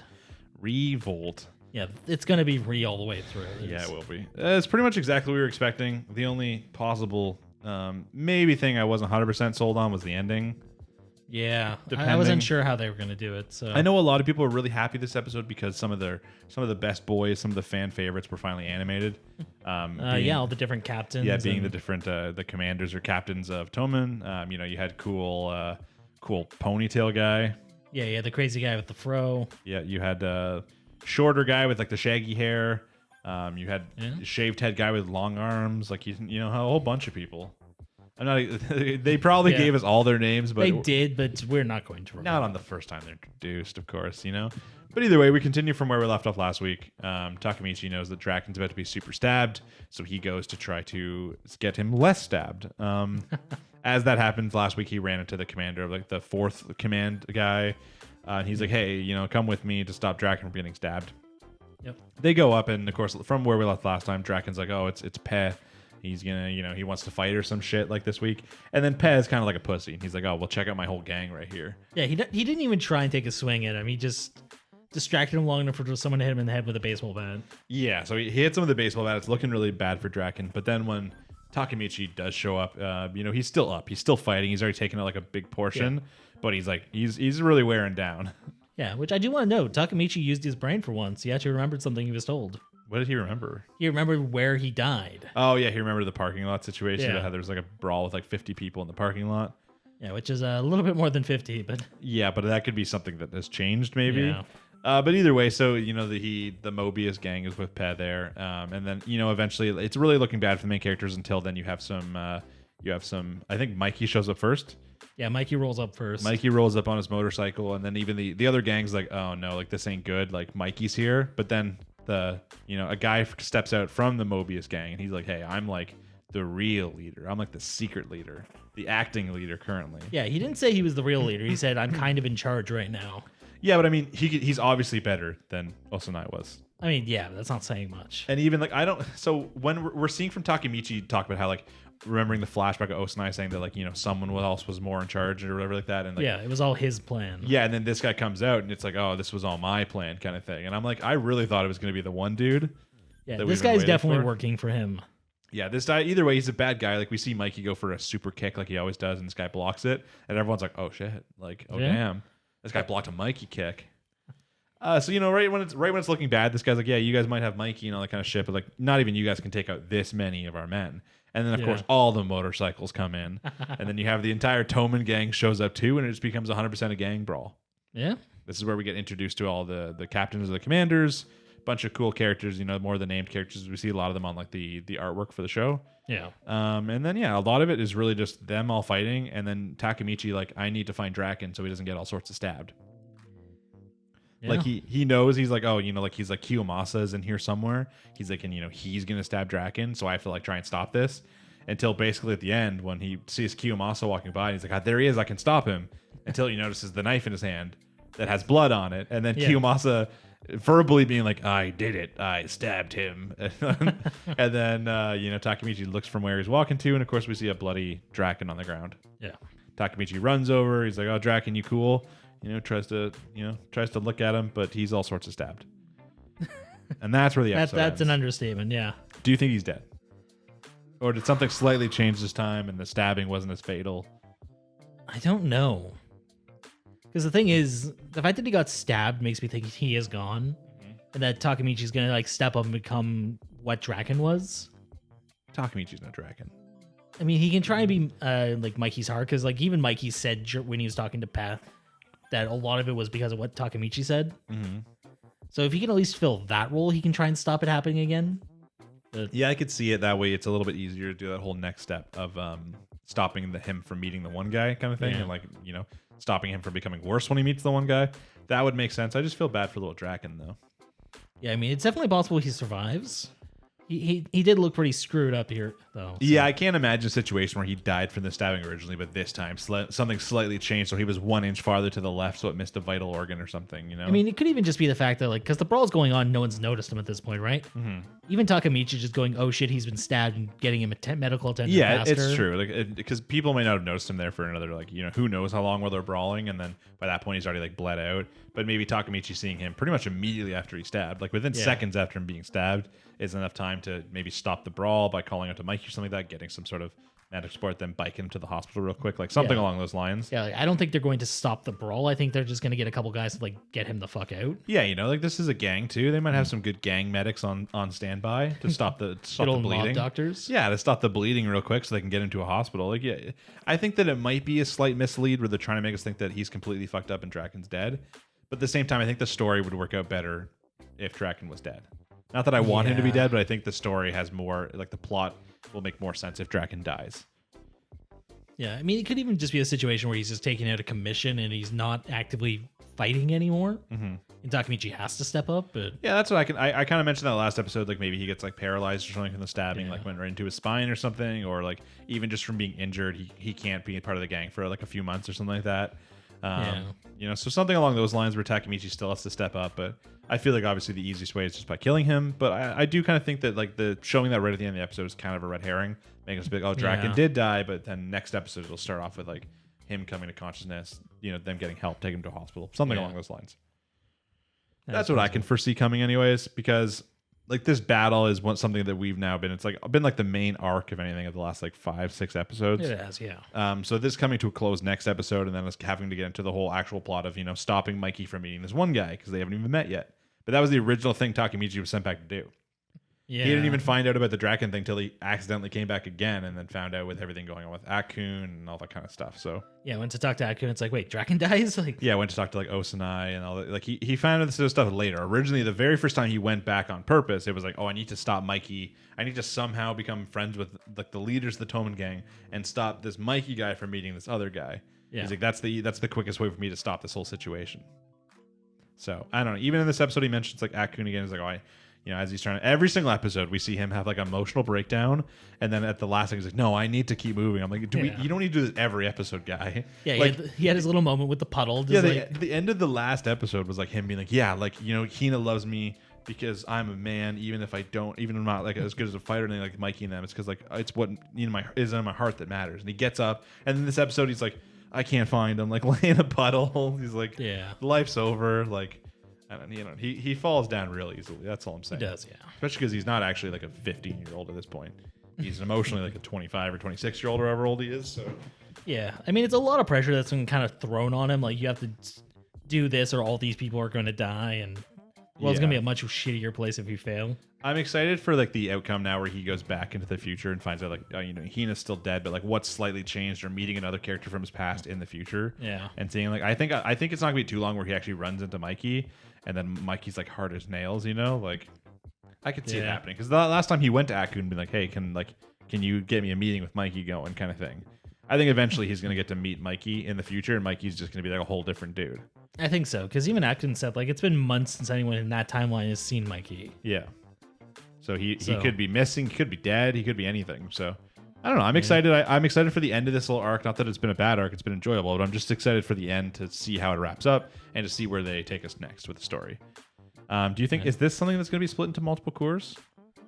I don't think so. I think this is just a straight run series. Well, if you guys know if it's a straight run right through like the 20 or 25 episodes, whatever it is, you know, let us know. If it is splitting, that's never a bad thing. Just gives us multiple shows and different seasons to talk about. Yeah. But it's at least good to know if it's going to be something that continues as we go into the summer anime. So let us know down below. Also, you know, if you have any thoughts, theories, anything like that, anything you want to talk about when it comes to Tokyo Revengers, let us know down below. We will, of course, comment back, and we will be talking about it until it ends. Yep.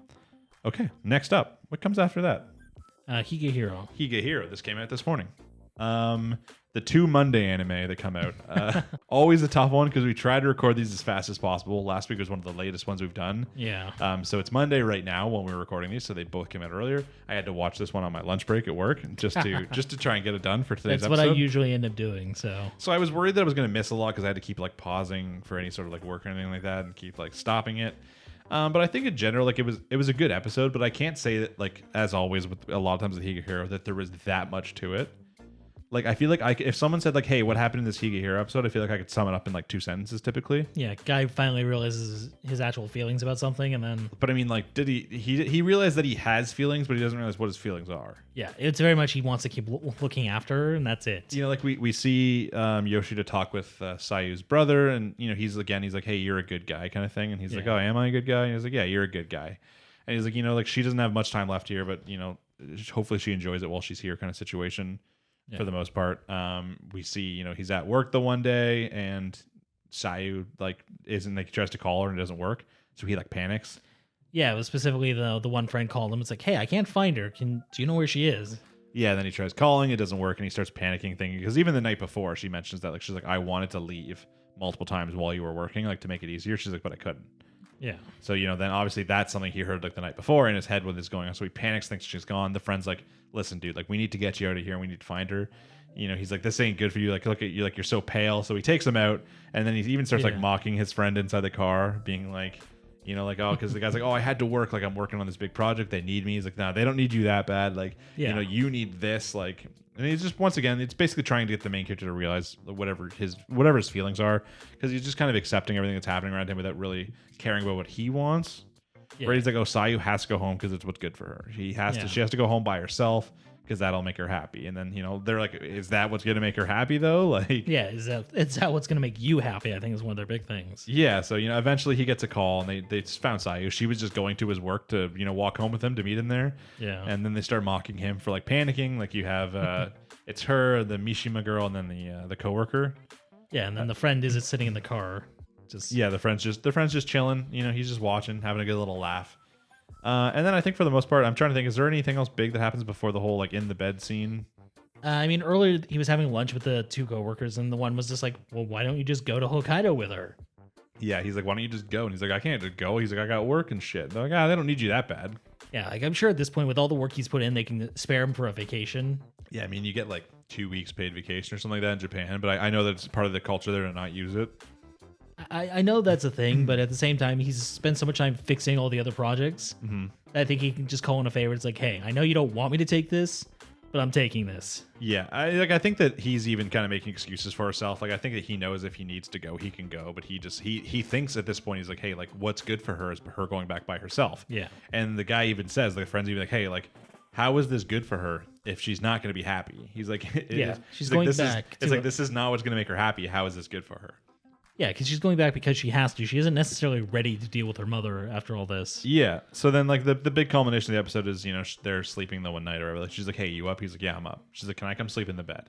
He's like, yeah, you can. But, like, why? She's like, well, it's like my last night. He's like, okay, fine. And then she comes in the bed, and then she's like, move over a little bit. He's like, okay, cool. And then they just start having, like, a chat, right? They're just chatting it up. She's like, oh, I won't do anything funny. He's like, okay, good. Like, don't do anything funny. They're just chatting. And you can tell that, like, she's upset, mentioning that, like, she's like, I don't want to leave. She's like, I'm so like happy and comfy here. Like, and then he kind of turns around and he's like, hey, you know what? Like, I got a final gift for you. He's like, I'm going to go to Hokkaido with you. He's like, I'm going to go with you. I'm going to meet your mom with you. And she gets pumped, right? She's really happy. Yeah. And that's kind of where the episode ends. Yeah. I think there was one other thing where he had the conversation with the brother earlier in the episode. I just remembered. Talks about her. Oh, yeah, father. like why her mother's a bitch. Yeah. Yeah, like the father owned like some sort of food or grocery or something like that. He owned a food company and he had a thing for affairs. He had a thing for affairs, and then she thought that like she got pregnant, and then she thought like having the baby could like bring them back together, but he wanted her to get like an abortion or something like that. Yeah, and then she didn't do it, and then like she like now hates her daughter for it or something. Yeah, the like, reminder that her husband didn't love her. It's like. Yeah, so that's why she's a bitch to her daughter and accuses her of killing her friends who committed suicide. It all checks out. I'm really excited for the Yoshida meeting the mom.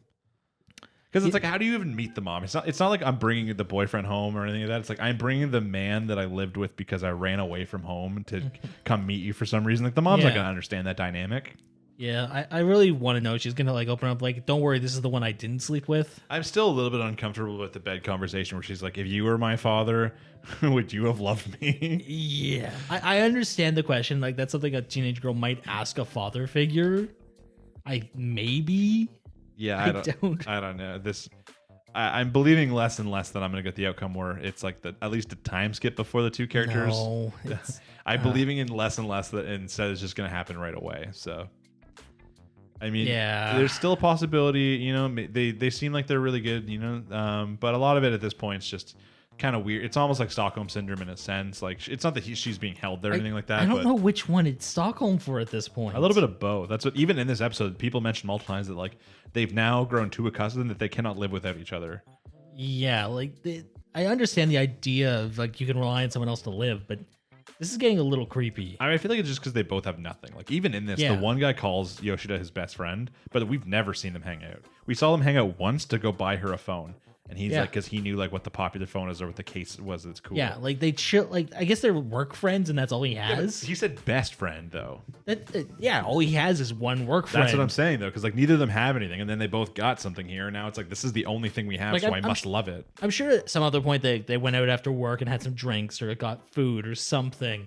Listen, we've seen him hang out with Gojo and Mishima, both more than he hung out with his apparent best friend. I mean, to be fair, Gojo was one time at her behest, and the other time was him trying to get a date. That's 2 times at least. We've only seen him hang out with the other guy once. I mean, based on that, the other one's twice as well for movies. Ugh, hate that girl, though. I think she's a smaller issue at this point. I guess. The thing is... Like, would you rather he end up with her or end up with the Stockholm Syndrome teenager? Kind of the Stockholm Syndrome teenager, to be honest. Jesus. But I don't know, because at least like there's a connection here between the two of them. But at this point, I feel like it's just too hard for me to want it to be a romantic connection. Yeah.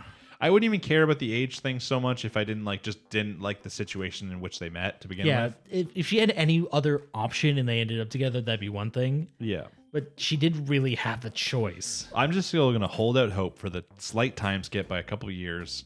He goes back with her. He meets the mom. He convinces the mom that she's a bitch and to be better.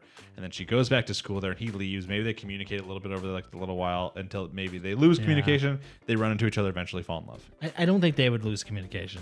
And with the pacing that they've been doing with this show, I don't think they're going to separate them. Listen, I'm not saying they're going to. I'm just saying I hope they do. I know. If not, though, maybe he secretly ends up with Gojo. Maybe that's the end.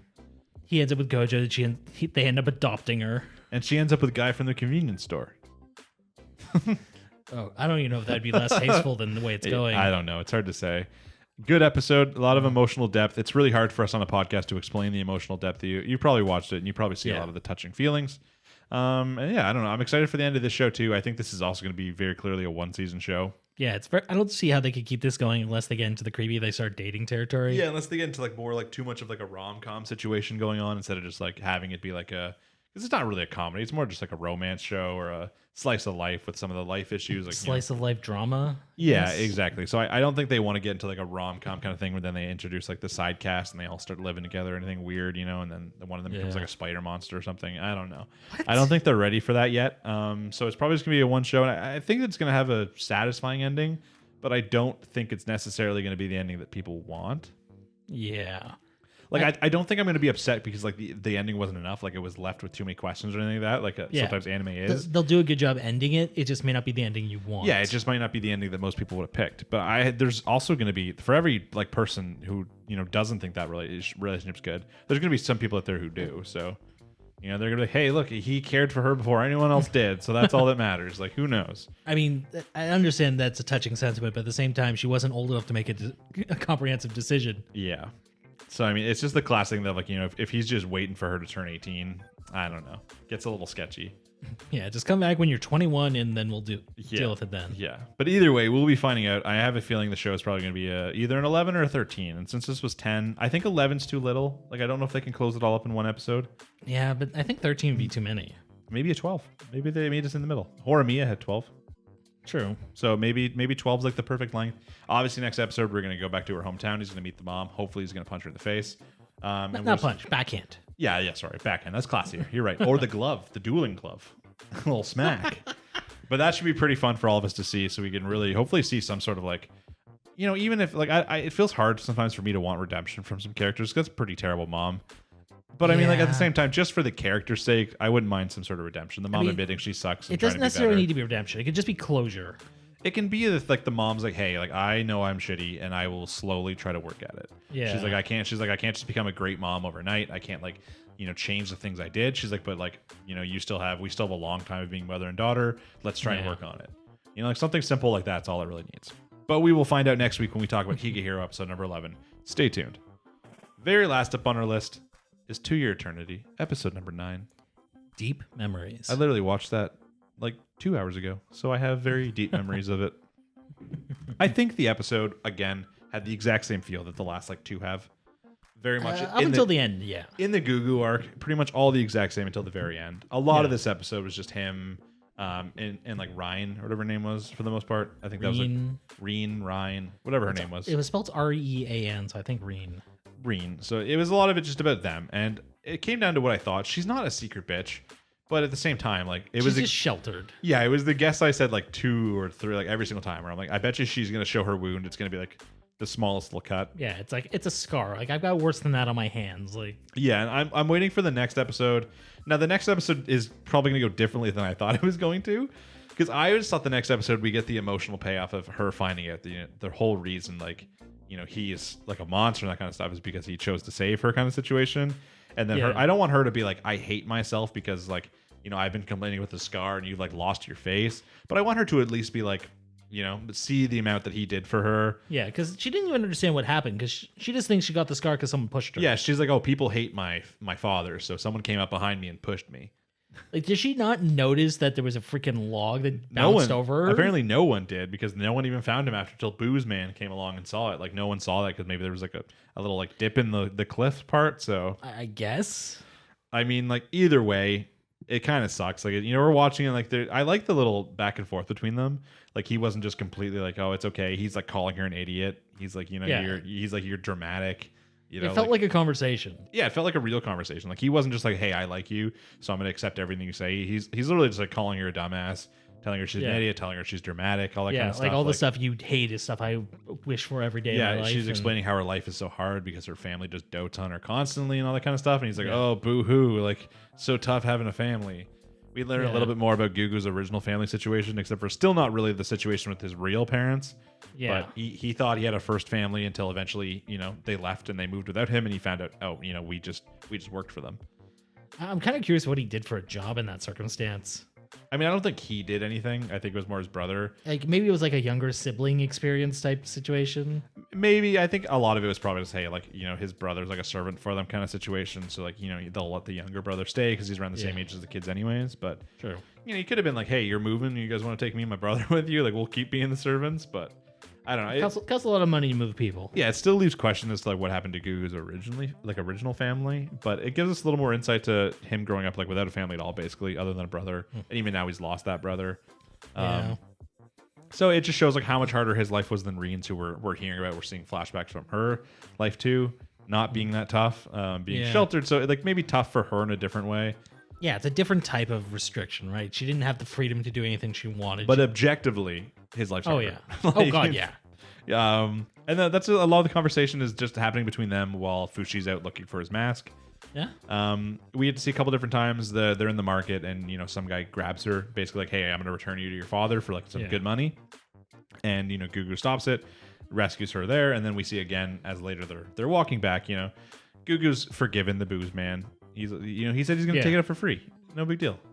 So he's forgiven the booze man. He's going to take the booze out of his stomach for free. Very nice. He's like, I've forgiven him. Let's go back home. Yeah. He didn't even say forgive. He just said like, I just don't care anymore. He's like, I no longer care about my concerns. Yeah. He's more like, because being out here with Reen is like dangerous to her for her being caught and brought back home. He's like, we'll just go back to the booze man. People won't find you there. And on returning home, they run into one of her household workers who's like, hey, Reen, like I can clearly tell it's you. Yeah. And she's like... And then, she's like, oh, is that, I can tell that's you. And she's like, oh, like, I don't know a Reen. And she's like, I didn't even say Reen, you idiot. Yeah, and Gugu's like, well, guess we're running. Gugu's like, oh, yeah, plan B. Let's turn Fushi into a kid and throw her at him. Yeah, like, I feel like there's a lot of different ways they could have done that. Yeah, he could have just turned into Oniguma like the other 9 times we saw and scared her. Yeah, well, I did really like the part where they're just going around scaring the crap out of people. Yeah, just for fun. Yeah, I enjoyed that too. Fushi having a good time. He's earned it. Just a couple people chilling on a bench or something. There's a giant bear behind you. Just like, oh no. Yeah. So Fushi turns into March, falls down. The lady feels the need to stop and try and help this child who's like bleeding from the wound that killed March. Yeah. So the lady stops, and then we see that Gugu run ahead, and he's like, "Oh, we'll catch up with you later." And then you got fucking ominous voice guy coming in like, "Oh, will you catch up with them later?" He's like, I don't think you will. I thought he was saying that to them, too. Yeah, he's like, I don't think you will for these main 2 reasons. One, I can't remember what they are. One of them was like, Fushi hasn't like really grown at all since the last time. He hasn't gained anything new since last time. Yeah. And it made the first move, was the second one. Yeah, and it made the first move while it was like, well, they were unaware. So then you see a branch come down and pretty much grab Fushi by the neck. Yeah, I think Fushi needs to just not go in forests anymore. This is why he's scared of the goddamn forest. I know, but I don't think anyone expected the botanist's worst nightmare to roll back up. I guess. But as they, the lady screams who's with them, and Gugu hears, and he's like, oh, Reen, go back to like the booze man's house. I'll come later. I got to go make sure Fushi's good. So he runs back. And I think that we don't actually get to see him encounter. That's like the end. I'm pretty sure. No, he meets up. He finds Fushi as March on the ground. Finds Fushi as March being like strangled kind of thing. You see the slow like things start to chip away. Yeah. Same thing we saw before. And then he looks up and we see like the weird March branch puppet thing. Yeah, which I mean, at least it's starting as the child this time. Fushi shouldn't have too much trouble smashing that. I think even if you watch like the next episode, it looks a lot like more of a fight. Maybe it's going to be like less just him constantly losing stuff. He's dealt with this fight once. I know the one thing thinks he can't win at all. But did you watch the next time too? Yeah, we're gonna see. You see the part where the Gugu's holding the torch. Yeah, we see the mask open up, and he's gonna start breathing fire. That's 100% how they're gonna win, is because it's obviously a plant. What are plants weak to? Fire. So yeah, I think that's definitely that's gonna play a big part. I mean, but will Gugu live? I don't know, because something I noticed in the opening is there's an adult version of Gugu. But is that trying to trick us? I don't know, because there was an adult version of March too. Yeah, well, that sounds like that's trying to trick us. But he had like a different mask. In this episode, they literally talk about how Gugu's like, hey, so like you can turn into people when they die kind of situation. And Fushi's like, yeah, I suppose. And he's like, okay, I think it sounds pretty cool if you become me when I die. Yeah. He's like, at least that means like you're remembering me kind of situation. That is a death flag, but at the same time, I feel like they'll use it as a way. That's like a reverse death flag though too. It's like, okay, they're telling us he's gonna die, so he can't die now. I don't know. We've been having this that's what's called foreshadowing usually. Yeah, we've been having this back and forth every single week during a Gugu episode as to whether or not he is going to die. Yeah, it seems like he will, because like what else does his character really have to do? Yeah, I'm gonna flip flop the other way. You've switched to he's gonna die. I'm gonna switch to he's not gonna die. Okay, we should definitely find out next week at least. I mean, yeah. I mean, there's a good chance he'll end up hurting himself, breathing fire out of whatever orifice he has. This. I think that the other really cool part from the episode is that he learned he can take the food. He can recreate food. Oh yeah, because it's not just the thing is it's kind of explained here because it's more that he can have an easier time like recreating things the more like emotional stimulates him. Yeah, the more like emotional stimulation hits. So like food obviously hits him well, but it also makes sense as to why he's become like even some of these people that have died. I don't necessarily know if they have to have died. Yeah, it's just they had a huge impact on him. Yeah, I mean I don't know really how the wolf just kind of landed on him. He's like big impact. I mean, I guess literally. I mean, it was the first living thing he ever met. I think that would have some impact. I guess, yeah. So I mean, I just like the cool thought now. He's just like pulling out he's pulling out food like he's like pear. Yeah, like the pear was like okay. Then he pulled out like the fucking dango. It's like oh, and then he's got like the fish head comes out at some point, and it's like oh, okay. So we're going full on this one. Yeah, he's a big fan of food. So I mean. That's kind of cool. I don't think that's going to help him in his next fight necessarily. I think Gugu's going to make a pretty big impact in the next fight with his fire breath, if I had to guess. But the biggest thing is just going to be, will Gugu live? That's the question we've been asking every week, and I think we're going to find out next week. I'd like them to subvert my expectations. I want him to live now. I want him to live. I don't think he necessarily has to travel with Fushi. I think that he might stay back with Rin.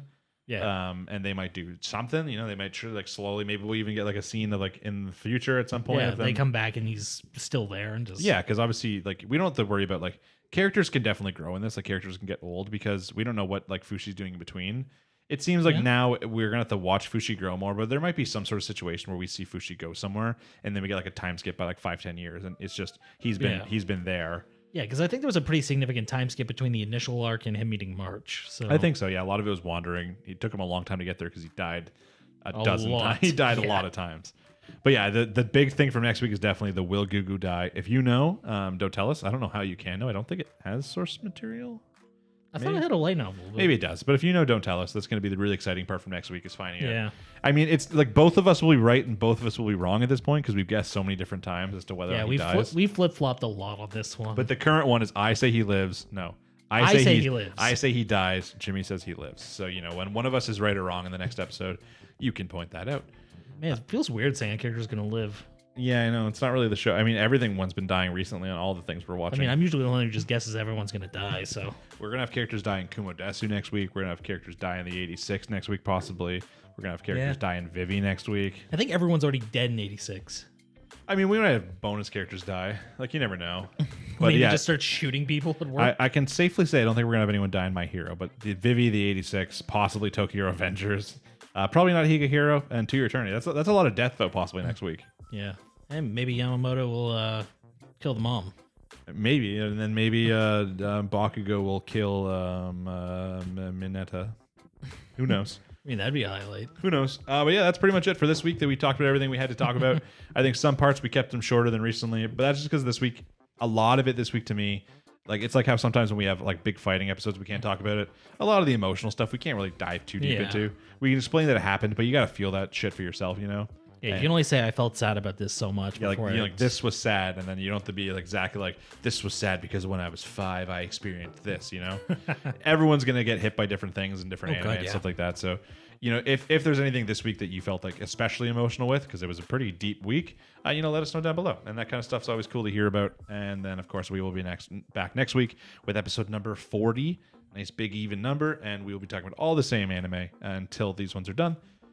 In this week too, if you want to leave us a comment about any sort of summer anime that you know are upcoming, that's always helpful too, so we can start planning for when we do that episode. Yeah, I guess we have to look up that. We have to look up that list soon, don't we? Yeah, it's probably up, so we have to look up the list. I know a lot of people, when we get closer to it, will give us the recommendations and stuff, which is nice too. But yeah, you got any final thoughts at all? No, I think that was everything. Okay, guys. Well, as always, thanks for watching. If you've watched it this far, of course, like, comment, subscribe, all that kind of stuff. Yeah, we appreciate everything you guys do. If you have anywhere to share it around, we're going to be posting these on subreddits. But as you guys probably know, if you've been a long-time watcher, we get banned from half the subreddits for, you know, what do they call it? Self-promotion? Yeah. I mean, it is self-promotion, so I can't necessarily disagree. But a lot of times it's not really that I want those people to come on and subscribe. I want those people to come on, watch it, and leave a comment because Yeah. then more people get to discuss. Because I mean, right now, I mean, there's no lying to you guys. Obviously, you see that like 90% of the comments are about Kumo Desu. I mean, yeah. So ideally, I don't want less comments to be about Kumo Desu, but I'd like more comments about other things to kind of even it out. You know, if right now there's 60 Kumo Desu comments, eventually if there were 60 Kumo Desu comments and then, 50 is comments for every other anime we talked about, that'd be pretty cool because it leaves a little bit more open discussion. So Yeah. that's the goal. So yeah, guys, if you've watched, thanks a lot. We'll be back next week, of course, like every other week to finish this off. And we will see you next week. Once again, I've been Cam. I've been Jimmy. Take it easy, guys. Thanks for watching. Thanks for listening, and peace. Peace.